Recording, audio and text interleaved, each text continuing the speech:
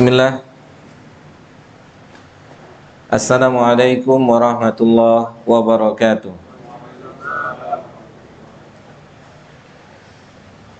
Alhamdulillahi rabbil alamin. Wassalatu wassalamu atamani akmalani alal mab'uthi rahmatan lil alamin. Wa ala alihi wa ashabihi wa man sara ala nahjihi ila yaumiddin. Amma ba'd. Baik teman-teman semua, kita lanjutkan kembali kajian kita dari pembahasan kitab Tadhkiratus Sami' wal Mutakallim. Kita masih pada pembahasan tentang pengertian malaikat mengepakkan sayapnya untuk para penuntut ilmu agama. Sebelumnya kita memohon kepada Allah Subhanahu wa taala, semoga Allah Subhanahu wa taala memberikan kita ilmu yang bermanfaat yang dapat menghantarkan kita pada kebahagiaan di dunia dan di akhirat. Dan kita berlindung pada Allah Subhanahu wa taala dari ilmu yang tidak bermanfaat, yang memudaratkan kita di dunia maupun di akhirat kelak. Baik teman-teman semua, kita lanjutkan perkataan penulis rahimahullahu ta'ala rahmatan wasi'atan. Beliau mengatakan tentang perbedaan pendapat para ulama di dalam mendefinisikan makna hadis Nabi Muhammad sallallahu alaihi wasallam, yaitu malaikat membentangkan sayapnya untuk para penuntut ilmu. Apa yang dimaksud dengan para malaikat membentangkan sayapnya untuk para penuntut ilmu? Sedikit kisah yang menarik, yang mana penuntut ilmu benar-benar dihargai dan dimuliakan di Mamlakah Saudi Arabia. Bagaimana mereka benar-benar dimuliakan, dijaga, dilindungi, dan yang semisalnya. Sebagai contoh misalnya mahasiswa keumuman yang misalnya salah jalan ketika dia mau menuju ke satu tempat, atau dia terjadi pelanggaran yang tidak disengaja, misalkan bawa mobil terlalu cepat, maka ketika ada pemeriksaan atau ketika dia diperiksa,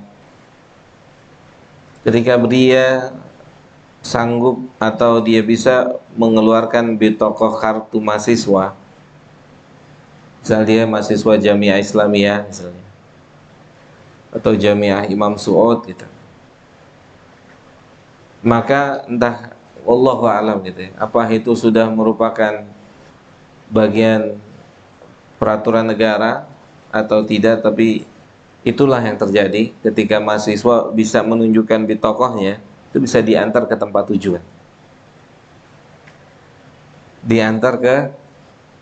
tujuan, Artinya memang negara itu adalah negara yang sangat menerapkan apa?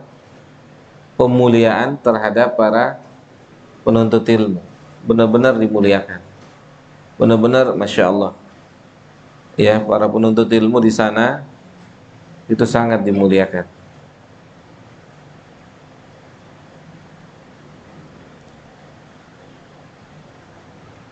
Seperti misalnya ada kisah di antara kisah nyata dulu, salah seorang guru kita naik mobil qadarullah dengan kecepatan yang melebihi,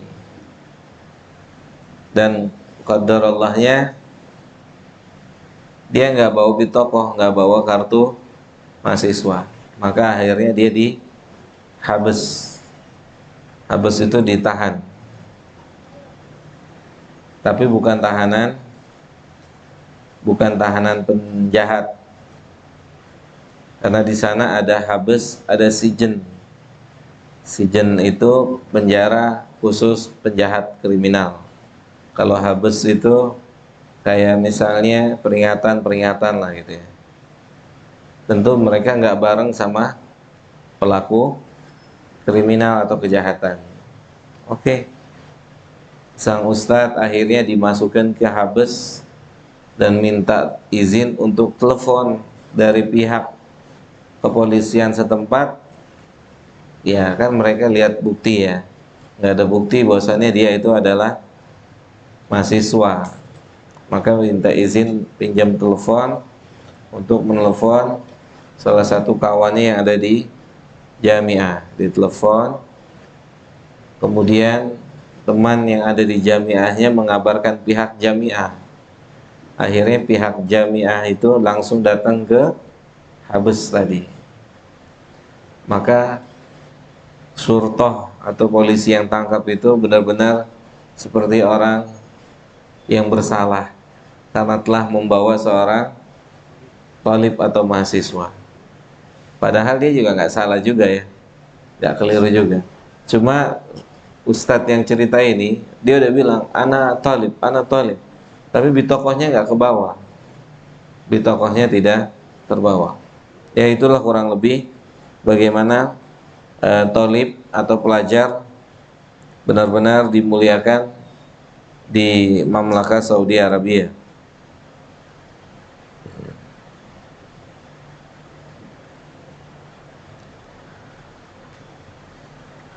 Mungkin itu adalah sebagai salah satu penerapan hadis Nabi yang mulia ini. Sebagaimana pekan yang lalu kita sampaikan, malaikat makhluk Allah yang tidak berdosa, yang Allah sendiri yang mengatakan la ya'sunallah, mereka tidak memaksiati Allah. Artinya kalau dibanding dengan kemuliaan seorang manusia di dunia ini, tidak ada yang bisa untuk menyamakan kedudukannya malaikat. Sulit. Ya enggak? Sulit enggak? Dengan posisi sebagai seorang hamba yang tidak apa? Tidak berwasiat. Allah sendiri mengatakan la ya'sunallaha ma amarahum. Mereka tidak memaksiati Allah terhadap apa yang telah Allah perintahkan pada mereka. Tentu mereka adalah makhluk-makhluk atau di antara makhluk Allah yang istimewa. Makhluk yang istimewa ini ternyata mengistimewakan manusia, tapi tidak seluruh manusia. Manusia yang berlabelkan thalib, pelajar. Tentunya pelajar harus cari tahu bagaimana bisa menjadi seorang manusia yang dapat satu penghargaan atau satu penghormatan dari siapa? Dari malaikat. Satu penghormatan, satu kemuliaan, satu penghargaan dari malaikat. Apakah setiap orang yang menyatakan dirinya sebagai thalib, menisbatkan dirinya sebagai thalib, mendapatkan itu, atau seperti apa? Itu yang harus kita cari tahu, ya harus kita usahakan. Baik teman-teman semua, kata penulis rahimahullah, makna yang pertama minggu lalu telah sedikit kita singgung, daripada makna mengepakkan sayap atau membentangkan sayap adalah para malaikat bertawadhu, merendahkan diri mereka, merendahkan, ya, mereka tidak meninggikan siapa mereka di hadapan para penuntut ilmu. Maka kata para ulama, masih ingat apa yang saya sampaikan di sini? Orang kalau ngaji bawa status sosial, masih ingat? Itu sulit untuk dapat ilmu. Ini malaikat kalau bawa status sosial gimana? Gimana, Pak? Nggak, kalau malaikat, ini kan dia bertumpuk-tumpuk nih, kita mengimani hadis Nabi, mereka bertumpuk-tumpuk di atas langit. Sekarang kalau mau dilihat sisi kemuliaan dia sama kita, mulia mana? Mulia dia. Tapi begitu pengagungannya terhadap majelis ilmu. Iya nggak, Fuad? Itu bentuk pengagungan mereka terhadap kita. Seperti itu tuh, luar biasa penghargaannya. Subhanallah, ya. Mereka memuliakan. Nah,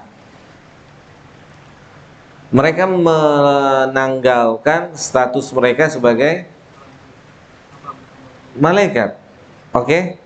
Oh, mereka tidak lihat ketika malaikat disuruh sujud sama Allah kepada siapa? Adam.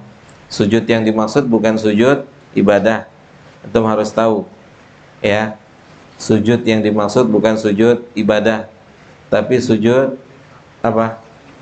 Sujud penghormatan. Oke, memang di situ lafadznya sujud, tapi sujud yang dimaksud adalah penghormatan, bentuk tahiyah, penghormatan terhadap Adam. Karena kalau dia difahami, dimengerti sebagai maknanya adalah sujud ibadah, berarti dia kontradiksi. Dengan apa? Kontradiksi dengan apa? Hah? Kontradiksi dengan dudukan malaikat yang tinggi. Yang lainnya kontradiksi dengan menduakan Allah. Kontradiksi dengan perintah sujud hanya pada Allah, tapi kenapa Allah suruh manusia sujud, malaikat sujud kepada Adam? Sehingga tidak mungkin makna itu dimaknai sebagai sujud ibadah. Gak mungkin. Allah saja nggak mau diduakan dalam hal ibadah, nggak mungkin juga dia nyuruh orang boleh beribadah kepada Adam, nggak mungkin. Makanya dia tidak akan pernah mungkin difahami sebagai sujud ibadah. Maka ditaksim, dibagi oleh para ulama. Dia bukan sujud ibadah, tetapi dia sujud penghormatan. Gitu. Nah, coba kita lihat teman-teman semua. Ya, lihat nih, kita sama-sama lihat para malaikat bertawadhu kepada para penuntut ilmu, menyimak. Malaikat nyimak gak sih? Nyimak gak? Oke, toib. Kita lihat. Nyimak. Iya, hadis itu kan pernah kita bawain di sini. Jadi gini, dalam sebuah hadis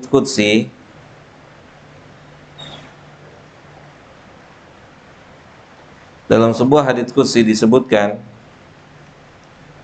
oleh Nabi kita Muhammad SAW,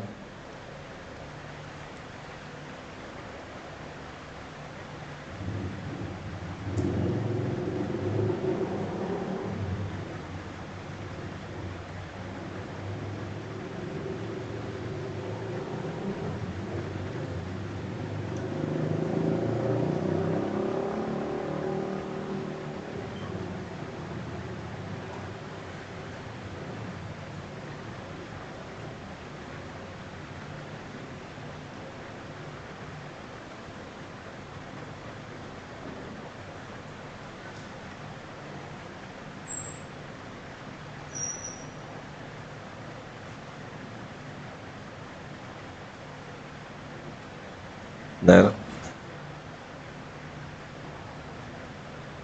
Dalam sebuah hadits qudsi yang datang dari sahabat Abu Hurairah, dikeluarkan oleh Imam Bukhari, kata Nabi kita Muhammad sallallahu alaihi wasallam, "Inna lillahi malaikatun yatufuna fit turuqi yaltamisuna ahlal dzikri." Kata Nabi, sesungguhnya Allah itu memiliki makhluk yang bernama malaikat, yang memiliki tugas macam-macam, beda-beda ya. Kemudian Nabi mengatakan di antara tugas mereka ada yang keliling, yatufuna fit turuq, mereka keliling. Yaltamisuna ahlal dzikri, tugas mereka mencari majelis ilmu. Tugas mereka tuh, ada malaikat yang bertugas demikian. Fa idza wajadu qauman yadhkurunallaha tanadaw, dan jika sebagian mereka telah mendapati majelis itu, oke, nyambung, mereka punya tugas, di antara tugas mereka cari apa? Majelis. Oke, otomatis menyebar mereka. Jika di antara mereka mendapati majelis ilmu, maka yang mendapati itu manggil yang lain. Anda udah dapat, ada di sini. Oke, jelas? Kata Nabi, tanadau halummu ila hajatikum, qala fayahukkunahum bi ajnihatihim ila sama'id dunya. Maka para malaikat itu mengepakkan sayapnya sampai langit dunia, dari atas sana sampai langit dunia. Ya, mereka menaungi kepada para talib atau penuntut ilmu. Terus kemudian kata Nabi, fayas'aluhum rabbuhum, Allah bertanya pada mereka. Baik, antum harus paham, ketika Allah bertanya, jangan antum pahami Allah tidak tahu. Oke? Apa fungsinya, apa pelajaran yang Allah bertanya? Ini masalah akidah. Apa teman-teman? Dalam akidah itu disebut dengan ikhbar, kabar. Allah mengabarkan. Ketika Allah bertanya, itu Allah mengabarkan tentang kesempurnaan dirinya yang mengetahui segala sesuatu, dan malaikat tidak tahu. Dia sedang mengabarkan padahal dia sudah tahu. Mafhum? Sebagaimana antum, kalau boleh diilustrasikan untuk lebih mudah memahami, antum ngerti sefaham-fahamnya apa, Mat? Mau sebutin apa? Jam. Oke? Antum bilang itu made in Inggris apa Itali atau Jepang, padahal yang ngomong itu udah tahu apa? Udah tahu dia made in Inggris, Itali atau Jepang. Dia udah tahu, dia bukan untuk cari ilmu, tapi untuk membuktikan kalau dia itu faham. Paham nggak tuh? Metode di antara metode pengajaran sang guru ketika bertanya, bukan sang guru nggak tahu. Jelas? Ngetes, dites dan diinformasikan akan kesempurnaan ilmu Allah Subhanahu wa ta'ala. Bukan kalau misalnya kita belajarnya salah, maka kita akan mentakwil hadis ini. Mentakwil itu artinya apa? Mengganti maknanya.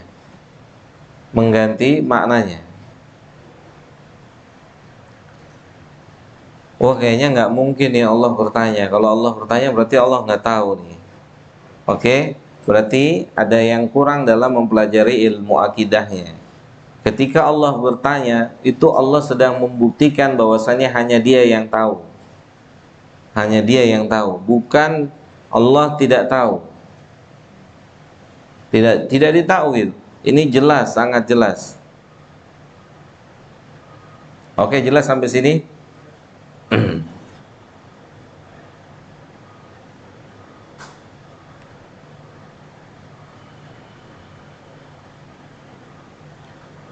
Kemudian makanya di sini Nabi mengatakan wa huwa a'lamu minhum. Dikasih catatan oleh Nabi. Ketika Allah bertanya, itu Allah lebih tahu tentang apa yang ditanya. Mungkin ketika sang guru tanya, murid bisa jawab. Murid bisa jawab sesuai dengan pertanyaan, tapi tidak bisa menjabarkan apa yang dimaksud dengan jawabannya itu.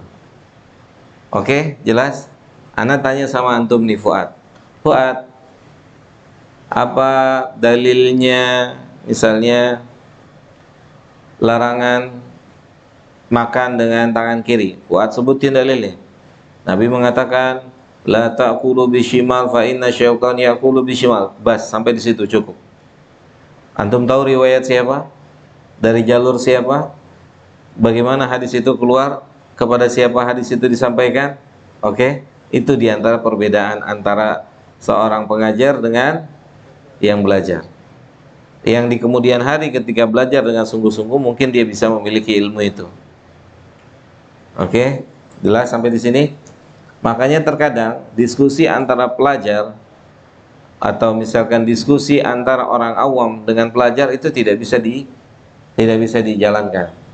Tidak bisa terjadi. Paham? Gak mungkin bisa terjadi.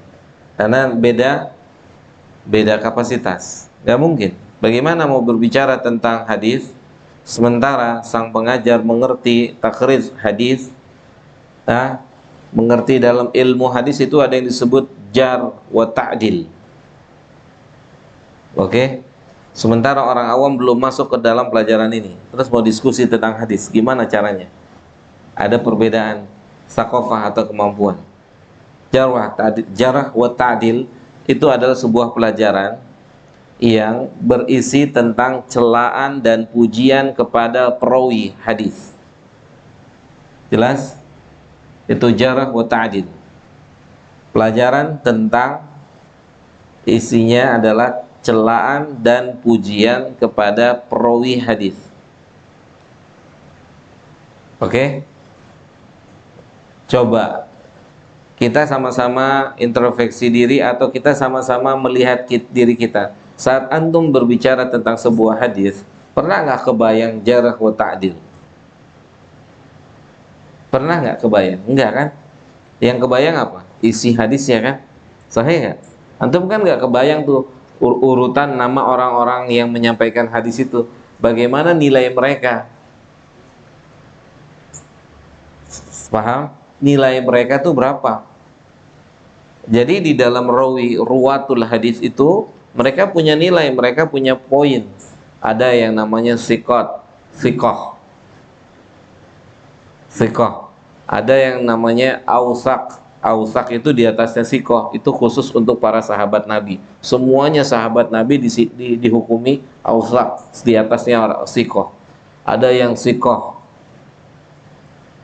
ada yang cuma derajatnya makbul, ada yang mardud. Itu mardud itu ditolak. Nanti ketika sebuah hadis ini dengan hadis hadis A bertemu dengan hadis B, di antara pertimbangannya yang meriwayatkan siapa? Ketika hadis yang sikoh, orang yang sikoh berhadapan dengan orang yang hanya makbul. Makbul itu gini, dia kalau ngomong tuh diterima, ya cukup diterima, nggak harus. Oke? Tapi kalau orang sikoh sudah ngomong itu wajib diterima. Beda nggak? Paham? Nah, ketika dua hadis ini berhadapan, maka hadis yang makbul ini dia kalah dengan hadis yang sikoh. Tapi ketika dia berdiri sendiri, dia tidak menjadi hadis dhaif. Tidak bisa dihukumi dhaif. Karena hukum asal ketika dia berdiri sendiri, dia hadis sahih. Oke? Enggak. Sebelum lihat matan, itu pemeriksaan ada di sanad. Justru pemeriksaan di sanad itu jauh lebih sulit daripada pemeriksaan di matan. Makanya Imam Abdullah bin Mubarak mengatakan, al-isnadu minad-din. Mempelajari sanad ini itu bagian dari agama. mempelajari sanad itu bagian dari agama. Gak bisa masuk ke dalam dunia sanad kecuali benar-benar orang yang benar-benar sungguh-sungguh menjadi pelajar. Al-isnadu minad-din. Kemudian Abdullah bin Mubarak melanjutkan perkataannya, laulal isnadu laqala man syaa wa syaa.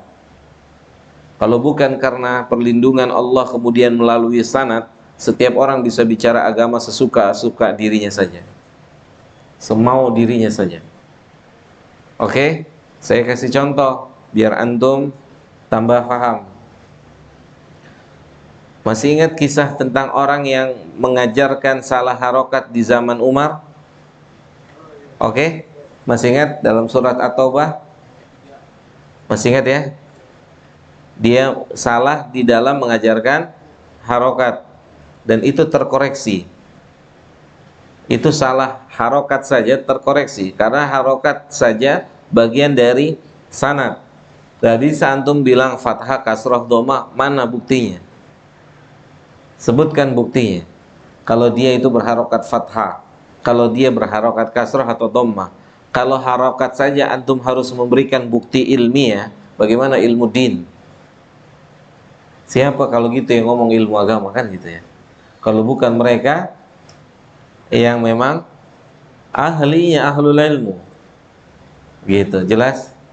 Kalau harokat saja antum harus bisa memberikan pembuktian. Oke, Taib, antum berpikir, ketika orang tidak mengerti letak harokat, bagaimana cara menerjemahkannya? Bagaimana? Anak kasih contoh ya, anak kasih contoh nih. Sedikit saja gambaran tentang bagaimana seseorang sedikit banyak harus menguasai bahasa Arab sebelum dia sebelum dia yang lain-lain. Contoh misalkan, dalam bahasa Arab disebutkan daraba Ahmadu Ahmada. Daraba Ahmadu Ahmada. Dua-duanya namanya Ahmad. Cuman dibedanya yang satu Ahmadu, yang satu Ahmada. Artinya daraba itu memukul. Sekarang Ahmad yang memukul Ahmad yang pertama, Ahmad yang kedua. Bagaimana cara membedakannya kalau bukan dengan harokat? Iya enggak? Paham? Terus bagaimana seseorang bisa mengajar atau menerjemahkan suatu tulisan para ulama ketika dia sendiri kebingungan letak harokat itu di mana? Oke? Memang aslinya tidak ada harokat, tapi ada bunyinya. Da. Harokat itu sudah sebuah kemajuan, kemudahan. Paham? Ngerti nggak? Jelas ya? Oke, anak kasih gambaran lagi. Sama-sama Ahmad soalnya ini. Ahmadu Ahmada. Daraba Ahmadu Ahmada.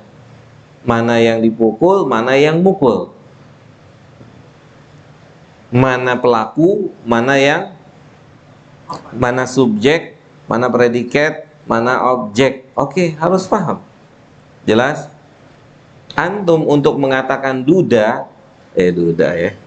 Untuk mengatakan duda butuh bukti, sahih, butuh bukti. Paham? Ngerti? Contoh lagi misalnya. Min itu huruf min. Sesudah min isim, sesudah huruf min isim itu kata sifat. Sesudah min mengharuskan isim berikutnya berharokat kasroh. Oke? Sahih? Min misalnya min ustadzi. Oke? Min ustadzi, min hamami. Oke? Jadinya seperti itu. Ini sakofah saja, sakofah untuk meninggikan ilmu. Oke? Jelas sampai di sini teman-teman semua? Min. Kemudian masuk lafadz Ahmad. Min Ahmada. Dia tidak boleh min Ahmadi. Oke? Kalau antum kurang sakofahnya, antum akan mengatakan sang penulis buku ini salah nih. Mestinya min Ahmadi, tapi kita yang salah. Ahmad tidak bisa menerima harokat kasroh. Nah, Ahmad tidak bisa menerima, dia mamnu' mina saraf. Jelas? Gitu. Sabar ya gitu. Sebenarnya bukan begini Pak Bitoyo dan teman-teman semua, mohon izin. Ini agar kita lebih berhati-hati ketika kita berbicara agama. Ketika berbicara tentang masalah agama. Karena berbicara agama mungkin undang-undangnya nggak seketat kesalahan di bidang lain ya. Benar nggak sih? Sahih ya, nyata ya. Sampai tadi habis sholat asar, saya di masjid mau pulang, ada bapak-bapak ngajak ngobrol. Sebenarnya tugas instansi di Indonesia, instansi keagamaan ini apa sih? Kok aliran sesat didiamkan saja gitu? Bahasa dia begitu, kurang lebih. Sampai saya nggak tanggepin sih. Oh gitu ya Pak. Mudah-mudahan Allah beri hidayah lah, gitu aja saya bilang gitu ya. Hah? Buat siapa aja gitu. Mudah-mudahan Allah beri hidayah gitu kan. Iya siapa aja lah gitu ya. Semoga saya juga siapapun dapat hidayah, udah cukup gitu ya. Artinya kan gini, kalau misalkan berbicara agama itu diberikan standar siapa yang berbicara, saya rasa akan terhitung dengan jari yang akan berbicara tentang agama ini. Oke, akan terhitung dengan jari. Maka tapi itu sesuatu hal yang tidak mungkin, karena dalam asar disebutkan di akhir zaman itu akan ditemukan apa? Penceramah yang banyak, sedikit ahli ilmu atau ulama gitu.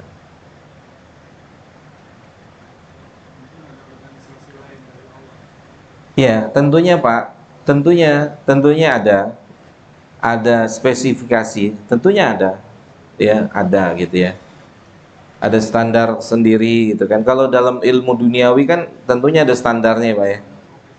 Standar profesi gitu ya. Mungkin di kemudian hari kali ya ada standar, wallahu a'lam gitu ya, standar gitu. Allah sudah menyiapkan Ah, secara sistem ini kan agama ini kan dikawal oleh Allah. betul. Namun kita nggak tahu siapa pengawal. Nah, karena kenapa kita nggak tahu? Karena kita sendiri nggak tahu standarnya seperti apa. Betul nggak? Sekarang kita aja bingung yang benar yang mana. Hah? Sekarang orang udah banyak aja muridnya udah dibilang benar itu. Sahih nggak? Oh, ngaji sama dia tuh. Kenapa? Muridnya ngebadek gitu kan. Tau gak ngebadek, bahasa mana tuh Septi? Hah? Muridnya sampai luar-luar, sampai jalan raya, sampai nutup jalan dan seterusnya ya Joni gitu. Itu bukan sebuah standar kebenaran. Ngaji sama siapa dia? Kenapa? Itu followernya 1 juta. Nyata nggak itu jadi standar untuk sebuah ilmu agama hari ini? Nyata atau tidak? Nyata, nyata. Itu. Ya kita nggak tahu isinya 1 juta itu apa kan? Isinya 1 juta itu apa? Tapi muliakanlah ilmu, ilmu tetap ilmu, dimuliakan. Ilmu tetap ilmu yang harus dimuliakan. Gitu. Ilmu tetap ilmu yang harus ditinggikan, karena yang Maha Pencipta saja memuliakan ilmu. Gitu. Kan ini kan salah satunya orang awam kan kebanyakan ya kami lah sebelum ngaji gitu.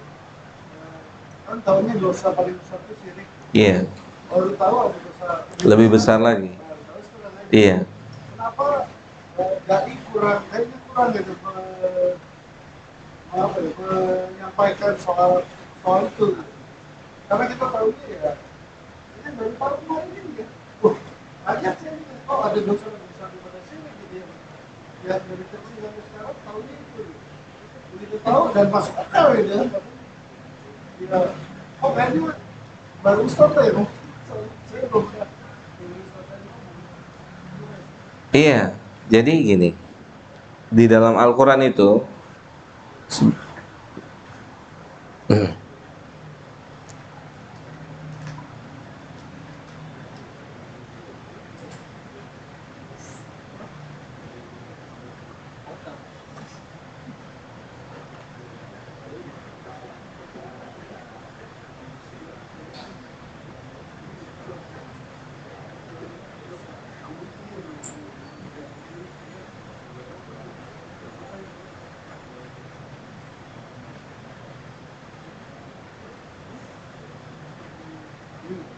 orang Iya.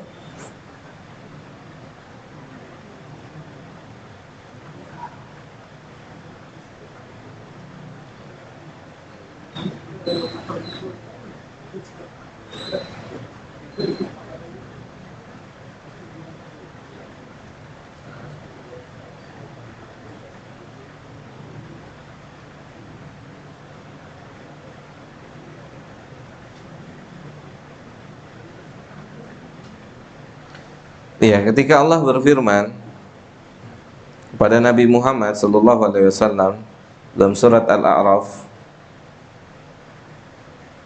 ayat ke-33, Allah mengatakan, "Qul innama harrama rabbi al-fawahisha ma dhahara minha wa ma batan."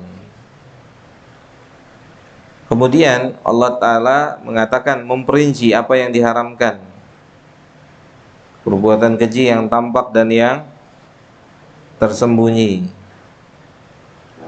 perbuatan dosa, pembunuhan tanpa hak. Kemudian wa antusyriku billahi ma lam yunazzil bihi sultana. Kemudian menyekutukan Allah Subhanahu wa taala. Kemudian wa antaqulu 'alallahi ma la ta'lamun. Kemudian engkau berkata tentang Allah tentang apa yang engkau tidak punya ilmu. Antum tahu ada kisah yang sangat menarik di kisah ini, di ayat ini. Suatu ketika, kisah ini disampaikan oleh Syekh Muhammad bin Abdul Wahab dalam kitab Tauhid. Ada seseorang yang berdakwah, kemudian gak sabar. Dalam berdakwah tidak sabar. Maksudnya bagaimana gak sabar? Jadi sudah saking dia udah kesel nih, ini ente dibilangin tambeng ya gitu, paham ya? Kadang kan kita suka gitu ya, suka gitu nggak? Udah ngasih tahu orang berkali-kali tapi nggak digubris gitu, tambeng ya ini orang ya, batu nih gitu ya. Nah, akhirnya karena dia kesel, makanya juru dakwah ini sebelum dakwah di antara yang harus dia miliki tingkat kesabaran yang tinggi. Karena dia akan menghadapi orang yang ngobrol di majelis, dia akan menghadapi orang yang main handphone di majelis, dia akan menghadapi orang yang cuek di majelis. Nah, itu tuh. Oke, itu juru dakwah akan lihat kayak gitu tuh. Oke, Thayyib. Akhirnya keluar dari perkataannya, dia bilang gini, udahlah antum kayaknya nggak mungkin lah diampuni dosanya oleh Allah Subhanahu wa taala. Keluar perkataan itu. Saking keselnya. Antum tahu siapa yang merespon ini? Langsung Allah dari langit meresponnya. Allah langsung merespon. Man dzalladzi yata'alla alayya? Siapa yang telah mendahului keputusan saya? Berarti dia telah berbicara tentang Allah tanpa ilmu. Siapa yang telah mendahului apa yang saya tetapkan? Antum tahu setelah itu Allah bilang apa?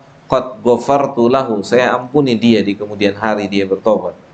Dan saya hapus seluruh amal antum yang ngomong tadi. Hapus. Push. Kenapa? Sebabnya apa? Menyekutukan Allah? Menyekutukan Allah? Tidak. Tapi berbicara tentang Allah tanpa ilmu. Iya nggak?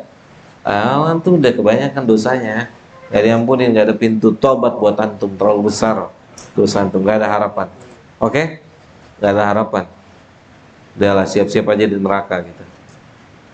Ingat, 1 menit diberikan keberkahan oleh Allah sebelum akhir usia kita itu lebih utama daripada sepanjang usia kita yang tidak ada keberkahan dari Allah. Iya enggak? Jelas? Mafhum?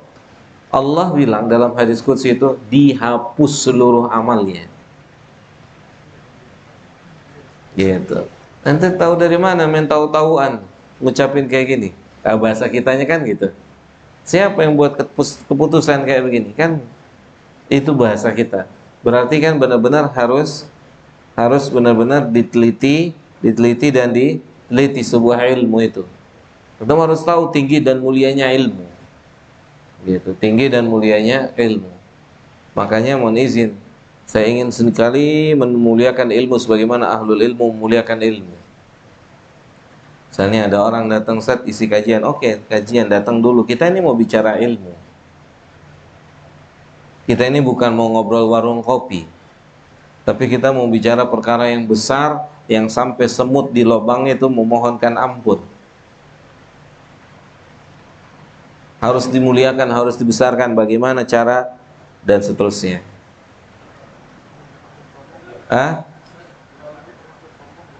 Apa tuh?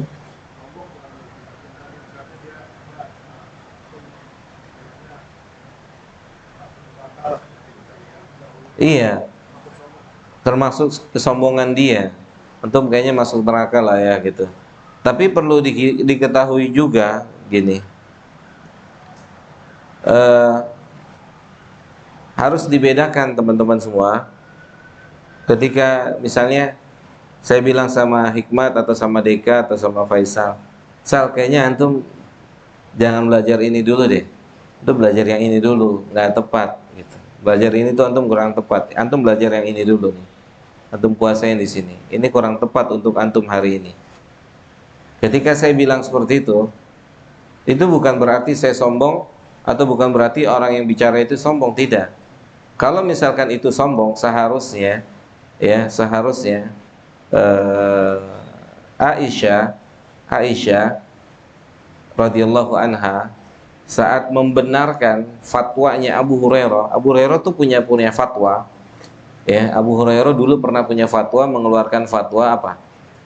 Junub itu nggak sah puasanya, maka dikoreksi fatwanya. Apakah Aisyah mau dikatakan sombong? Enggak, ini berbicara ilmu, salah.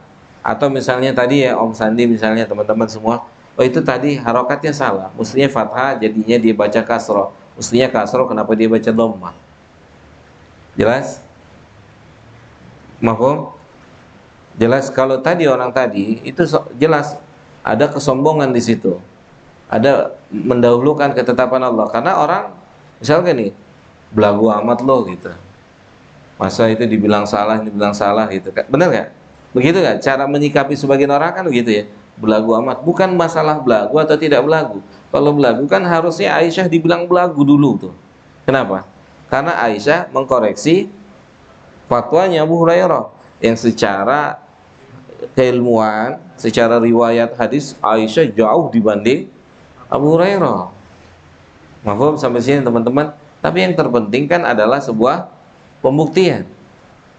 Oke, yang terpenting adalah sebagai sebuah apa? Pembuktian. Lihat Abu Hurairah marah nggak?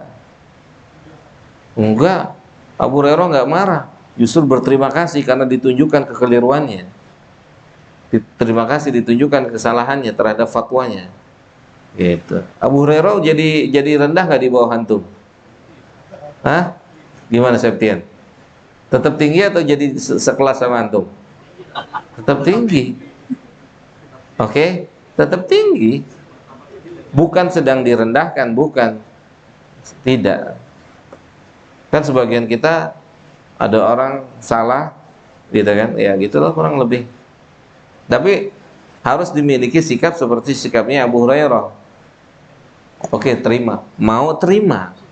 Ada juga orang tambeng. Ada nggak? Antum salah tuh, keliru, terus tambeng gitu kan, lakum dinukum waliyadin lah gitu kan. Ada yang kayak gitu, nambeng gitu kan. Ada nggak Fat? Ada. Dengan alasan akalnya, oh dia kan begitu dakwahnya, saya begini dakwahnya, intinya tujuannya sama gitu kan. Itu kan akal. Harusnya kan dengan ilmu jawabnya. Bisa nggak dikiaskan? Kan 5 tambah 5 10, 6 tambah 4 10, 7 tambah 3 10. Kiasnya nyambung nggak? Intinya kan sama-sama 10. Nyambung nggak kiasnya? Itu kalau dalam ilmu usul fikih disebut dengan kias ma'al fariq, kias yang nggak nyambung. Gitu. Kias yang tidak nyambung. Kalau kayak misalnya ada orang kafir meninggal, kan kita harus yakin dia masuk neraka. Itu melalui nggak? Enggak. Sudah pasti. Secara hukum lahiriahnya iya.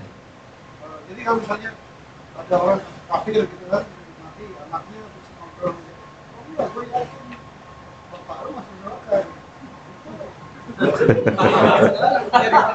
Iya enggak, maksudnya itu masuk kesombongan. Enggak. Kecuali Allah nggak bilang begitu. Kan Allah ngomong gitu dalam Al-Quran, innalladzina kafaru wa matu wa hum kuffarun ulaika alaihim la'natullah, gitu. Orang-orang kafir mati di atas kekafiran, bagi mereka adalah laknat. Mati di atas kekafiran, kita hukumi secara lahiriah. Hukumi secara lahiriah. Adapun secara yang tidak tampak itu urusan dia dengan Allah, kita nggak tahu. Tapi secara lahiriahnya dia mati di atas kekafiran, gitu. Dia meninggal di atas kekafiran. Oke, kita nggak tahu apakah mendahului Allah. Tidak. Allah sendiri telah mengatakan, innalladzina kafaru wa matu wa hum kuffarun, gitu. Orang-orang kafir dan mati di atas kekafirannya. Ulaika alaihim laknatullah, buat mereka adalah laknat dari Allah wan nas ajma'in, dan seluruh manusia. Mafhum? Jelas? Kita ini kan ada 73 golongan itu sudah ingkar ya. Nanti sudah menyampaikan. Ini satu golongan. Nah, katakanlah itu aswaja ya. Terus organisasi mengawal majhad ini, jangan aswaja ini siapa Ustaz? Organisasinya siapa? Orang itu mengaku mengawal aswaja itu. Organisasinya ya. Malamnya juga sama. Lantas orang salafi yang seperti kita ini dianggap salafi ya. Kalau mereka kan wahabi macam itu, tapi kita aswaja. Ini siapa organisasi yang mengawal kemurnian ajaran itu? Siapa? Oke, Taib. Organisasi ya, Pak. Oke, Taib. Saya jawab ya, Pak. Abdullah bin Mas'ud radhiyallahu taala anhu, ketika beliau menjelaskan tentang makna jamaah, alaikum bil jamaah, wajib atas kalian bersama jamaah. Oke? Apa kata Abdullah bin Mas'ud? Pertama harus difahami, jamaahnya jamaah siapa? Oke? Gak boleh keluar, sedikit pun gak boleh keluar. Lihat penjelasan ulama, jamaah yang dimaksud adalah jamaahnya para sahabat. Bukan antum bikin jamaah sendiri, bukan. Itu mereka. Makanya beliau mengatakan, antum disebut berjamaah walaupun antum seorang diri. Oke? Karena antum mengikuti jamaah yang pertama. Dan antum tidak dikatakan jamaah ketika antum dengan jumlah yang banyak tetapi menyelisihi jamaah pertama. Buktinya mana? Buktinya Nabi bilang, ketika ada dua pemimpin dalam sebuah apalah misalnya ya, dalam sebuah apa misalnya, sebuah negara atau sebuah lembaga atau bekat, lo ada dua pemimpin, Nabi bilang apa? Bunuh salah satunya. Bunuh salah satunya. Jelas? Yang menunjukkan apa? Penetapan pemimpin itu tidak bisa ditetapkan oleh sembarangan manusia. Makanya pemimpin itu adalah pemimpin nanti Imamul A'zam. Imam A'zam, siapa itu? Imam Mahdi nanti. Itulah nanti yang para ulama katakan akan jadi wihdatul matali'. Apa tuh wihdatul matali'? Yaitu satu sumber, Saudi Arabia. Wihdatul matali'. Jadi tidak setiap negara punya hak untuk menentukan kapan masuk tanggal 1, kapan berakhirnya akhir bulan. Tidak. Nanti semua balik ke situ. Itu yang disebut wihdatul matali'. Tetapi itu setelah dipimpin oleh siapa? Imam besar, Imamul A'zam, yang semua akan berbaiat kepada dia. Jadi sekarang itu hanya berjamaah dulu ya. Terikat dengan jamaah itu ya. Jamaah yang pertama. Iya. Walaupun prakteknya sendiri. Walaupun prakteknya sendiri. Gitu. Makanya kan Nabi bilang bagaikan menggenggam bara api. Gitu. Walaupun menggambar seperti menggambar api. Satu lagi itu Ustaz, yang tadi sayap malaikat menaungi penuntut ilmu dan yang mengajarkan ilmu itu berlaku secara umum di majelis-majelis masjid atau di majelis-majelis kampus juga sama itu menaungi. Taib, taib, kita bahas. Sebagian ulama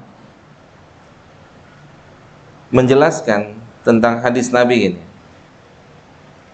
Majtama'a qaumun fi baiti min buyutillahi ta'ala illa nazalat alaihimur rahmah. Tidaklah berkumpul satu kaum di rumah di antara rumah Allah masjid. Oke? Maka diturunkan sakinah di situ. Diturunkan keberkahan di situ. Para ulama menjelaskan hadis ini disebutkan lafaz masjid karena dahulu awal menyebarkannya ilmu masjid. Sebagian ulama menjelaskan seperti itu.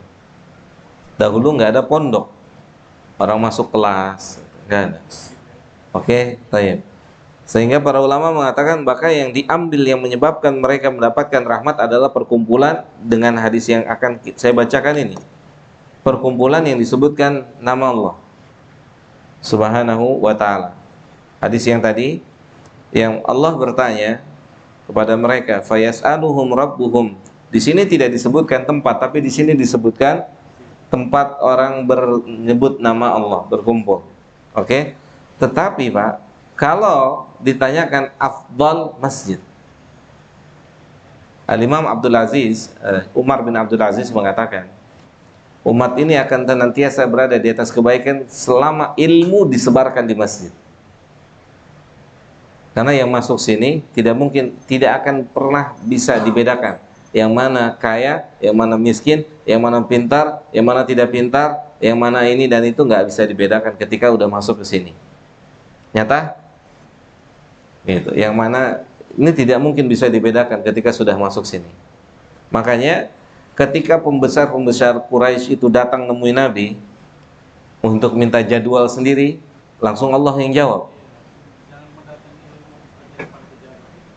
Allah yang respon langsung. Dia datang nih gitu kan, tapi songong gitu dia datang.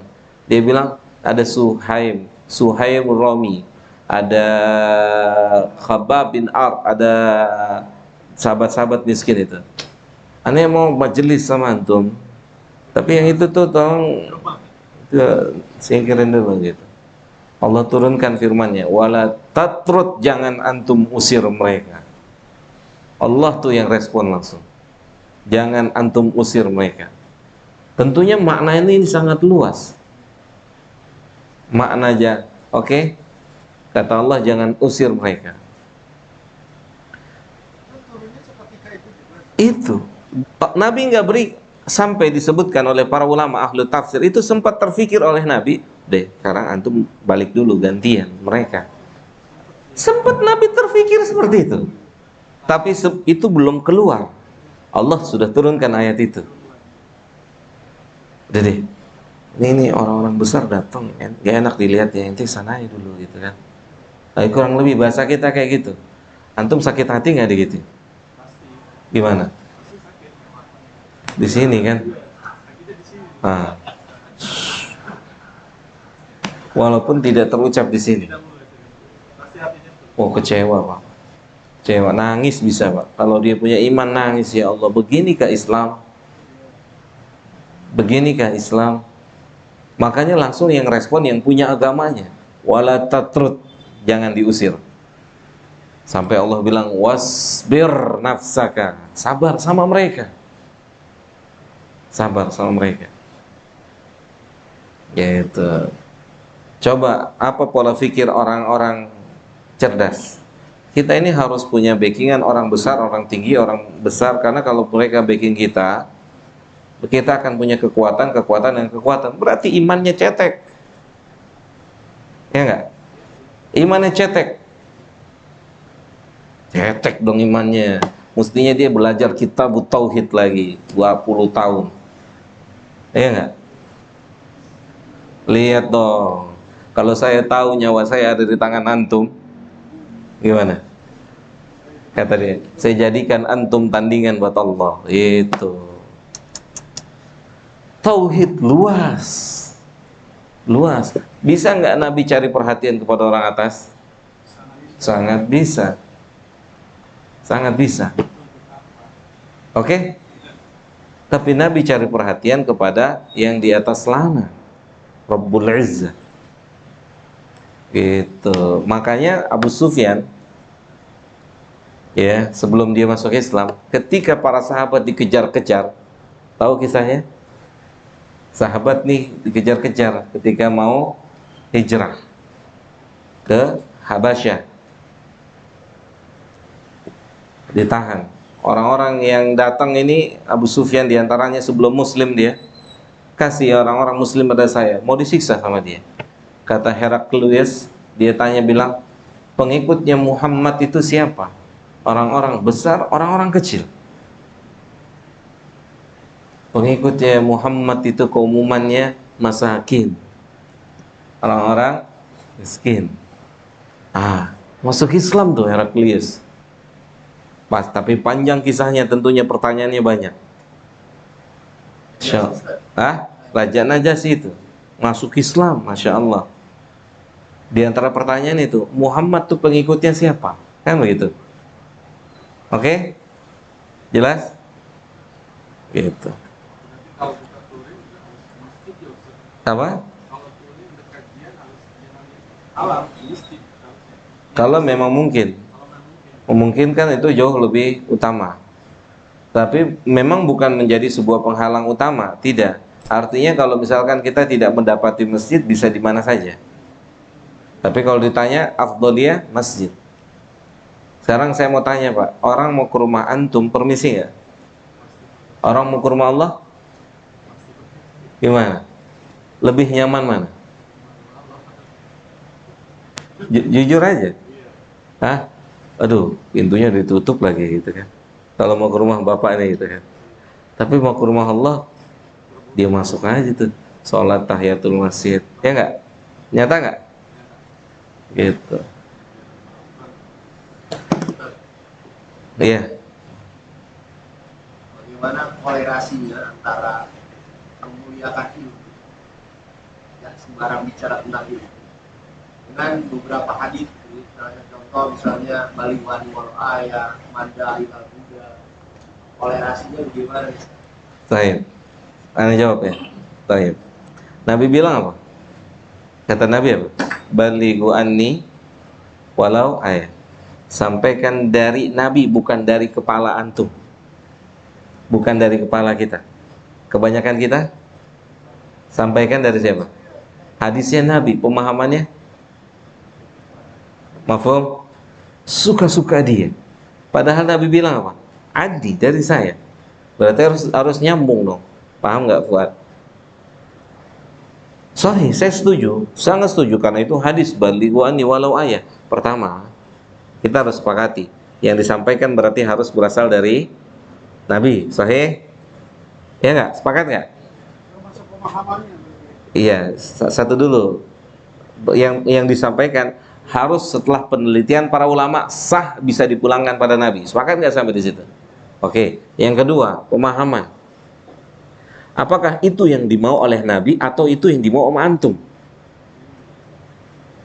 Paham? Itu letak perbedaannya. Jelas ya Fuad? Antum jelas?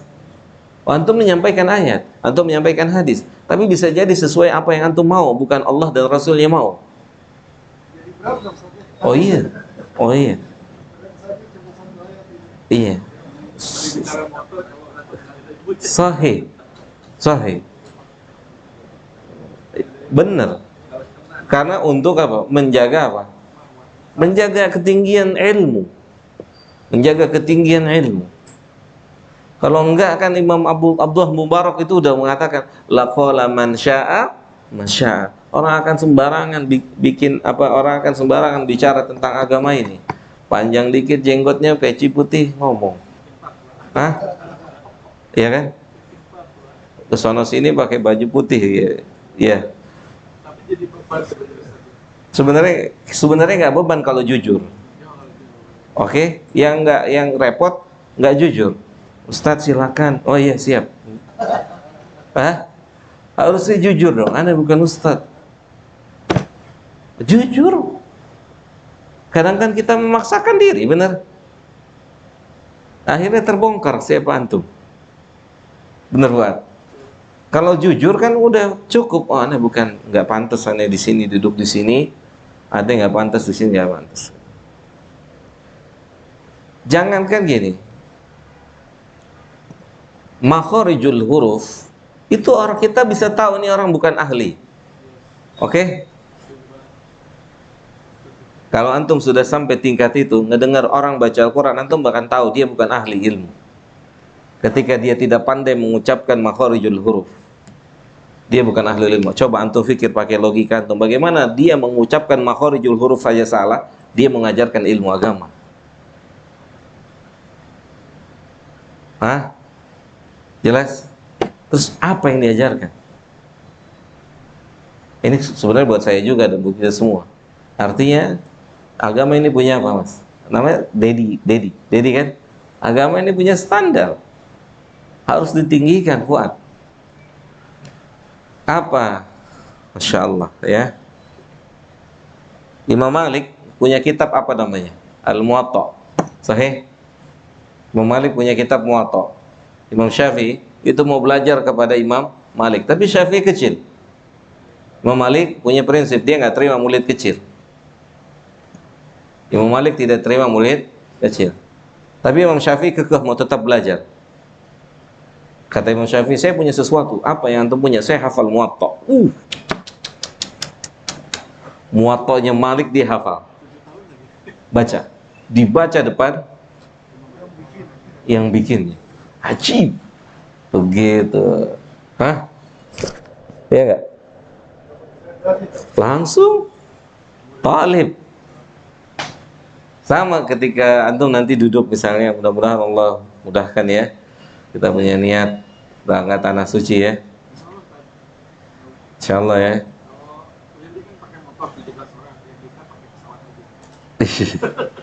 Rencana Desember Pak, insyaallah. Mudah-mudahan Allah mudahkan. Antum lihat nanti anak kasih lihat kalau misalkan majelis itu tidak libur ya.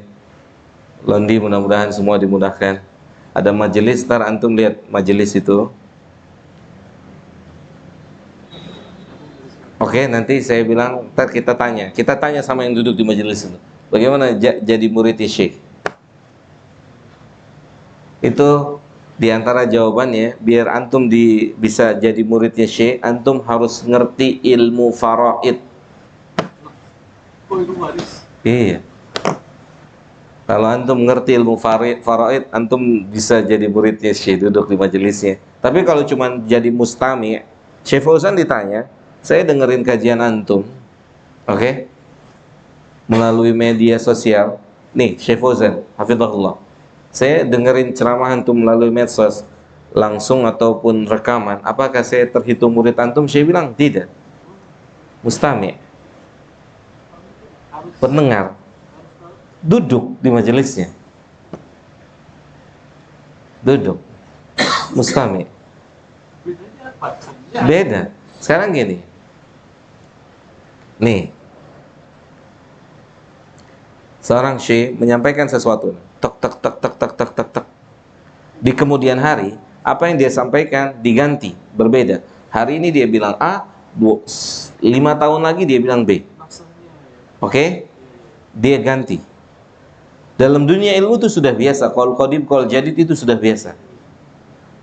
Makanya di minggu kemarin atau di beberapa hari yang lalu, minggu kemarin atau 2 pekan yang lalu, saya sampaikan dalam pelajaran Bulughul Maram diantaranya di markas Bengkel Iman, ada 2 perkataan Imam Ahmad ada 2 pendapat Imam Ahmad dalam satu permasalahan. Jadi misalnya dalam permasalahan, misalnya masalah apa kemarin nih? Hah? Istinsyak, berkumur-kumur ya. Memasukkan air ke dalam hidung. Imam Ahmad mengatakan Imam Ahmad memilih pendapat itu, wajib. Oke? Tetapi di dalam pendapat yang menyatakan itu sunnah ada nama Ahmad juga. Antum mau bilang Ahmad pelin-pelan, dalam dunia ilmu itu biasa. Jelas? Karena bisa jadi dan boleh jadi saat ini kita berfatwa A, kemudian hari akan datang yang lebih kuat yang membuat kita harus mengganti fatwa kita. Seperti misalnya Abu Hurairah nggak ada masalah, dia harus ganti fatwanya, ngikutin fatwanya Aisyah, nggak ada masalah. Antum mau bilang Abu Hurairah pelin-pelan, antum mau bilang Abu Hurairah nggak kokoh ilmunya, bukan. Itulah kejujuran penuntut ilmu.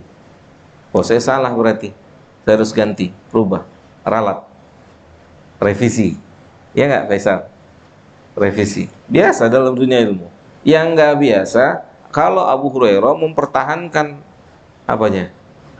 Dapat yang enggak, itu Aisyah kurang ajar tuh ya, keliru apa-apaan tuh dia begitu-gitu tuh, tambang baru belajar juga udah begitu kan. Nah itu salah. Jelas? Yang penting ada pembuktian, ya nggak Londi? Londi ngantuk nih kayaknya. Yang penting ada pembuktian. Pembuktian. Toh kita mau masuk surga. Hah? Benar kan? Kita bukan mau membuktikan siapa yang lebih benar, siapa yang salah, tidak. Setiap kita bisa dalam kondisi benar, setiap kita bisa dalam kondisi salah. Yang namanya manusia keliru. Mungkin seperti tadi saya keliru diluruskan dengan Najasyi. Biasa manusia, nyata manusia. Oke? Gitu. Tidak. Abu Hurairah nggak berkahnya nggak berkurang, tetap dia tinggi. Justru yang keberkahan berkurang, iblis dan cucunya, anak turunannya, udah dibuktiin salah, ngeyel lagi. Hah? Paham ya? Iblis itu kan sudah dibuktikan salah nggak? Jadi salahnya di mana? Nggak mau nurutin perintah Allah kan? Salah kan? Salah di situ kan? Terus dia pakai akalnya lagi. Khalaqtani min tin, khalaqtani min nar. Ya Allah, Engkau ciptakan saya dari api, Adam dari tanah, pakai kepalanya. Api lebih mulia. Oh, itu pakai kecerdasannya. Siapa tuh? Iblis. Oke, kalau udah salah. Oke, salah, anak keliru. Anas, anak rujuk. Kan gitu, anak rujuk, anak salah. Anak rujuk, anak salah. Ini butuh, anak mau tanya lagi sama antum, Abu Hurairah itu sudah punya murid belum saat itu? Muridnya udah ribuan. Tapi nggak ada masalah buat seorang ahlul ilmu merujuk fatwanya, mengganti fatwanya. Ya Faisal, gitu. Ibnu Abbas saja dikoreksi sama siapa Mas? Ibnu Abbas pernah dikoreksi karena dia menghalalkan riba fadl. Ayo Deka, push up 200 kali. Gimana Faisal? Nanti kalau ada dua itu sambil yang terakhir. Yang terakhir. Tetapi yang terakhir itu pun belum tentu nanti ada perubahan. Oke, belum tentu. Bisa jadi yang benar yang pertama. Bisa jadi. Jumhur ulama. Jadi nggak bisa yang mana duluan, yang mana belakangan. Kalau pendapat, tapi yang pendapat adalah jumhur. Karena rekomendasi dari nabinya jumhur. Nabi bilang ini, majtama'a ummati ala dhalalah. Umatku itu, yakni maksudnya para ulama itu tidak mungkin membuat kesepakatan tentang sebuah kesesatan, nggak mungkin. Untuk siapa? Maksudnya konsumsi orang awam. Konsumsi orang awam cukup jumhur. Fatwanya jumhur seperti apa? Fatwanya jumhur bagaimana? Kalau jumhur ulama seperti apa? Walaupun fatwa jumhur tidak bersifat mutlak harus diterima oleh pelajar. Jelas? Tapi untuk orang awam, fatwa jumhur sudah sangat menenangkan. Bagaimana jumhur? Gitu. Jelas ya? Semua teman-teman, makanya ini makin hari kan belajar Tadkiratus Sami makin naik kelas ya. Insyaallah gitu ya. Itu harapannya seperti itu. Harapannya dikit, dikit, dikit lebih detail, lebih teliti, lebih detail, lebih teliti. Nggak ada yang tidur kan? Alhamdulillah. Nggak ngerti ya nih kalau ada yang belajar sudah bisa tidur gitu sih. Kalau tadi kan misalkan ada dua fatwa, kita dalam kebingungan, pilih yang jumhur. Nah, tapi kita meyakini ambil dua-duanya sebagai variasi ilmu gimana? Kalau antum sikoh dengan antum sikoh tidak dengan apa yang membuat antum sikoh? Karena gini, Joni, kalau kita boleh jujur, misal Syekh bin Baz dengan Syekh Albani itu berbeda dalam sedekap ketika i'tidal. Syekh Albani itu bilang bid'ah, jelas bid'ah. Syekh Albani jelas-jelas menyatakan itu bid'ah dalam kitabnya Sifat Salat Nabi. Tapi Syekh bin Baz tidak. Syekh Utsaimin juga bilang enggak. Nah, dua-duanya antum sikoh nih dengan dua orang ini kan. Sikoh itu bukan berasaskan al-nafsu, bukan. Tetapi karena orang bilang, keumuman bilang ini dua pembesar ilmu. Bukan karena antum ngefans buta, ya kan? Bukan karena antum tergila-gila satu daerah sama antum, satu suku sama antum, satu warna sama antum. Jadi dia deh yang aneh ikutin. Oh, enggak gitu. Tapi karena antum tahu sikoh semua orang tuh ambil ilmu dari dua orang ini, jelas? Gitu. Paham? Kalau gitu boleh. Kalau begitu boleh. Makanya sebenarnya taklid itu tidak dilarang 100%. Tergantung siapa? Hah? Tergantung kepada siapa? Iya. Tergantung ini bisa diganti air panas nggak, Dik? Di kan udah adem ya, Fikri ya, ditambahin air panas. Gini Pak Toyo dan teman-teman semua.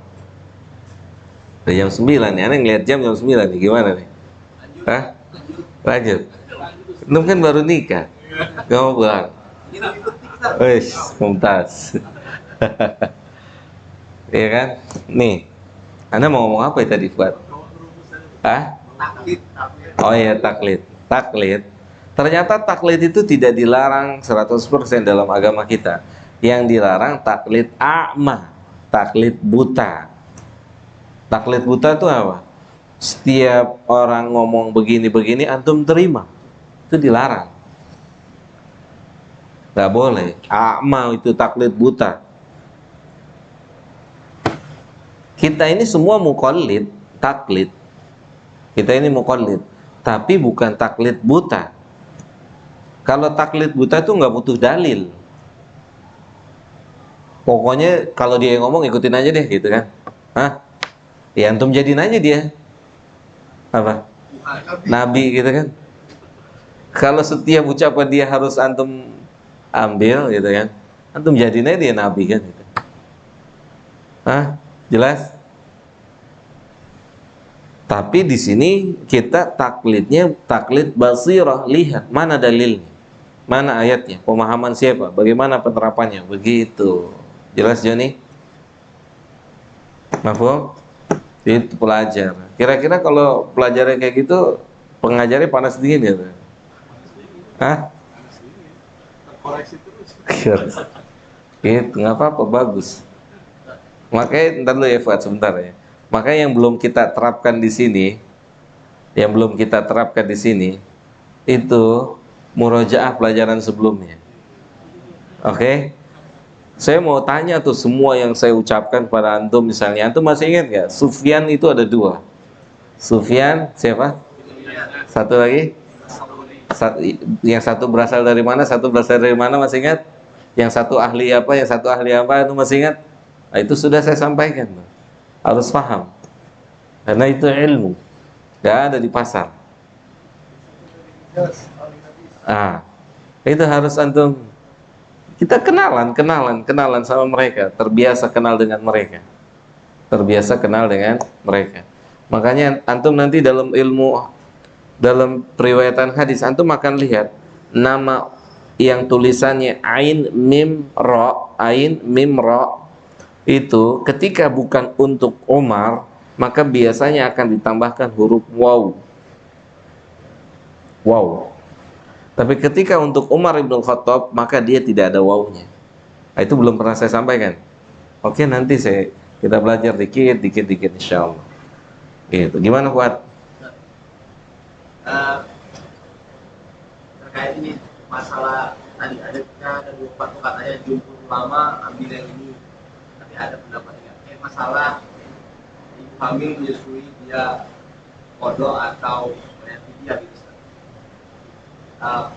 Kita banyak, saya pribadi gitu, banyak didoktrin dengan ustaz yang bilang ambil yang jumhur, ambil yang kodok. Tapi kata ustaz tadi kalau bicara sikoh dua sahabat itu loh, Ibnu Umar, Ibnu Abbas yang bilang gini, Ustaz. Iya, paham. Jadi begini penjelasannya Fuad. Antum paham nggak maksudnya Fuad? Jelas ya? Ada fatwa. Oke. Nah, fatwa jumhur menyelisih fatwanya dua sahabat ini. Oke, misalnya seperti itu. Posisinya nanti Fuad harus lihat dulu. Yang mengambil fatwanya dua sahabat ini siapa? Nggak bisa kita langsung. Seperti misalnya gini Fuad. Ada misalnya fatwa-fatwa dari ulama hari ini yang misalnya fatwa mereka menyelisihi kondisi fatwa yang dulu. Fatwa yang dulu pernah difatwakan. Dengan perbedaan itu bukan menyengaja, tetapi dilihat dari kemaslahatan keluarnya fatwa itu. Mafhum buat dari contoh misalnya seperti misalnya jamak dan qasar. Kalau antum mau lihat fatwa ulama kontemporer hari ini, oke? Dengan fatwa ulama yang sebelum turunnya pesawat itu jauh beda. Jelas buat jauh berbeda. Fatwanya berbeda. Karena ada satu kondisi yang membuat fatwa itu berbeda. Walaupun ada sebagian ulama tetap fatwanya sama dengan ulama terdahulu. Jelas buat. Nah, perjalanan pengambilan fatwa ini tetap kita butuhkan. Seperti misalnya ini nih, Fuad dan teman-teman semua. Ini yang saya diingatkan dahulu, kami diingatkan. Antum setelah menguasai bahasa Arab, antum setelah menguasai kaidah fikih, antum setelah menguasai usul tafsir, usul hadis, bukan antum jadi muhaddis, bukan antum bisa menjadi pakar dan seterusnya. Artinya tetap yang kita fahami, yang kita mengerti sebagai alat bantu untuk sampai kenapa ulama fatwanya ini, kenapa ulama fatwanya ini. Paham? Yang kita miliki sebagai alat bantu untuk mengetahui alasannya. Kenapa kok dia berfatwa seperti ini? Kenapa yang ini berfatwa seperti ini? Itu pelajar yang dia miliki sebagai alat bantu. Kenapa? Karena kalau dia sudah masuk ke dalam ruang lingkup dua fatwa ini, kalau dia mau istihad, masih ingat penjelasan di sini?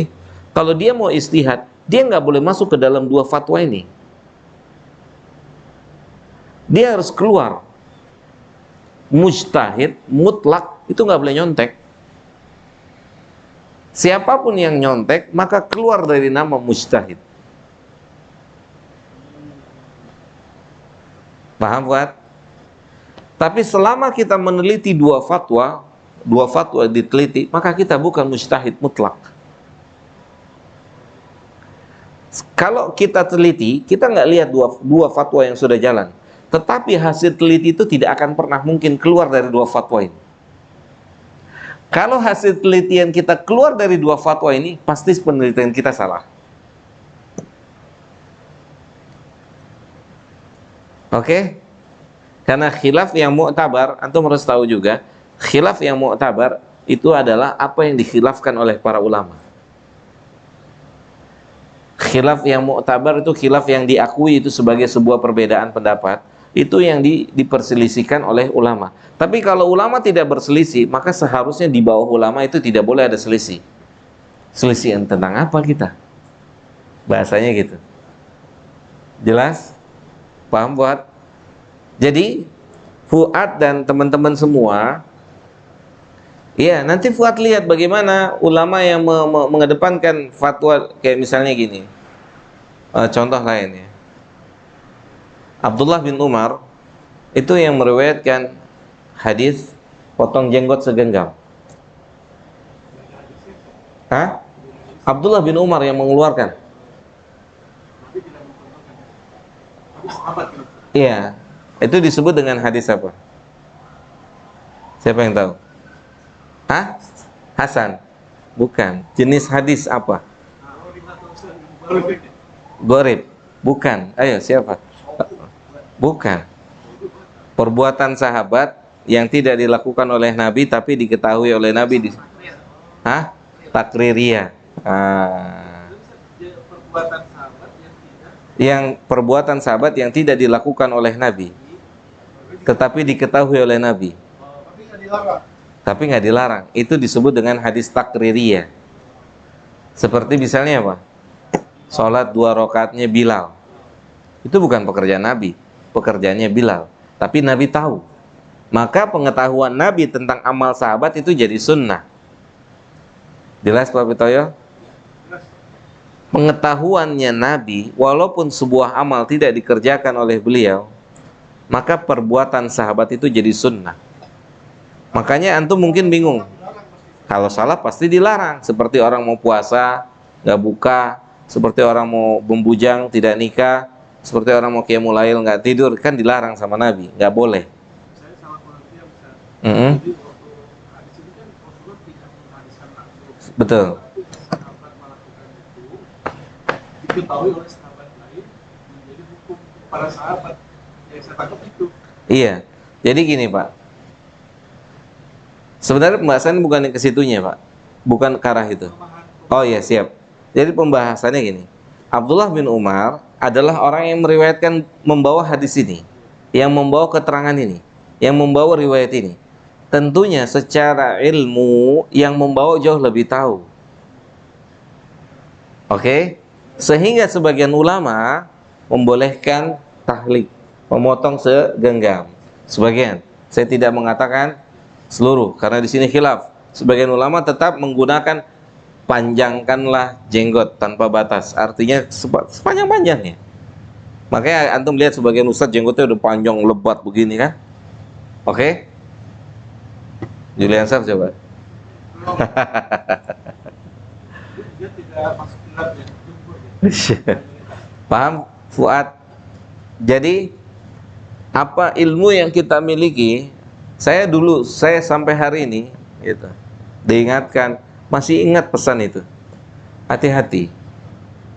Hati-hati dengan bisikan syaitan. Bisikan syaitan yang mau mendorong kita melebihi kapasitas kemampuan kita. Itu bisikan syaitan. Gitu. Padahal kapasitas dan kemampuan kita terbatas. Gitu. Bahkan, dan ini terjadi dalam dunia nyata. Dalam dunia nyata terjadi, nanti aja lah ceritanya, karena ini cukup riskan disampaikan. Ada lagi yang mau tanya? Nggak ada. Jadi kita masih sampai pembahasan tawadhu'nya malaikat. Tawadhu ya, sebagaimana pemaparan yang disampaikan oleh penulis kepada para talib atau penuntut ilmu. Coba antum coba di sini sebagai sebuah pelajaran buat kita. Antum punya anak kan ya? Iya, tentunya sebagian antum sudah punya anak. Anak antum ada yang belajar ilmu agama. Antum harus muliakan tuh mereka tuh. Antum harus muliakan mereka karena mereka menghafal Quran, karena mereka menghafal hadis, karena mereka belajar ini dan itu dari ilmu agama. Antum harus muliakan. Jangan dong, kan ada batasan, dimuliakan sesuai dengan kadar syariat. Makanya saya bilang begini sama putra saya, sedapat mungkin saya jemput kalian pulang sekolah pakai mobil. Sedapat mungkin saya bilang gitu. Saya jemput sendiri pakai mobil. Kalau muslim kamu pengen naik motor. Sama putra saya juga begitu, maunya naik motor gitu. Gitu. Cuman saya bilang enggak, kamu capek habis menghafal. Kalian capek habis konsentrasi, biar istirahat aja di mobil. Muliakan mereka, Pak. Biar dia tahu mereka tuh dimuliakan. Kasih tahu kalian ahlul ilmu, kalian calon ahlul ilmu. Kalian harus dimuliakan. Gitu. Sesuai dengan aturan syariat. Kalau minta handphone dong, handphonenya yang harganya 25 juta, bapaknya aja handphonenya 200.000 gitu. Ya, sesuai dengan syariat, dimuliakan. Benar-benar mereka harus belajar muliakan mereka. Karena di kemudian hari mereka akan tahu tinggi dan kedudukannya, tinggi dan mulianya ahlul ilmu. Ana mau cerita penutup nih. Nanti nama orangnya saya kasih tahu setelah majelis ini ditutup. Oke? Salah seorang ustadz kita itu kalau umroh selalu bawa anaknya. Keumumannya bawa anaknya. Selalu keumuman keseringannya selalu sama putra-putranya. Ini cerita saya belum pernah ngalamin langsung, tetapi dari setiap orang yang umroh bareng sama dia menceritakan dengan cerita yang sama. Gimana ceritanya? Ketika mereka masuk haram atau masuk Nabawi, ya, sendal dibuka, salah satu di antara mereka ambil sendal. Yang satu ngambil Quran. Yang satu gelar sejadah. Itu ustadz itu nggak ngomong. Otomatis tuh anaknya memuliakan bapaknya sebagai ahlul ilmu.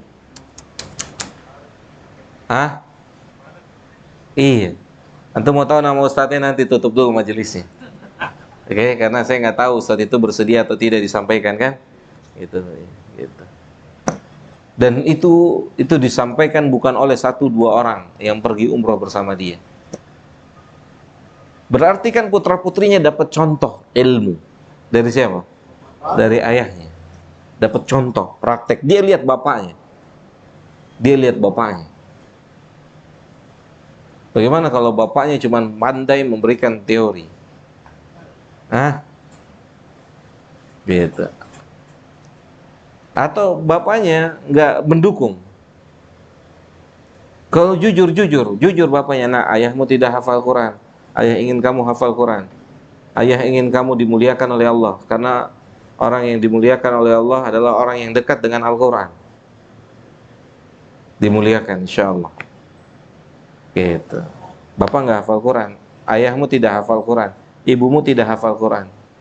Ibu dan ayahmu cuma bisa support kamu untuk bisa menjadi seorang hafal Quran dan mengamalkan Al-Quran.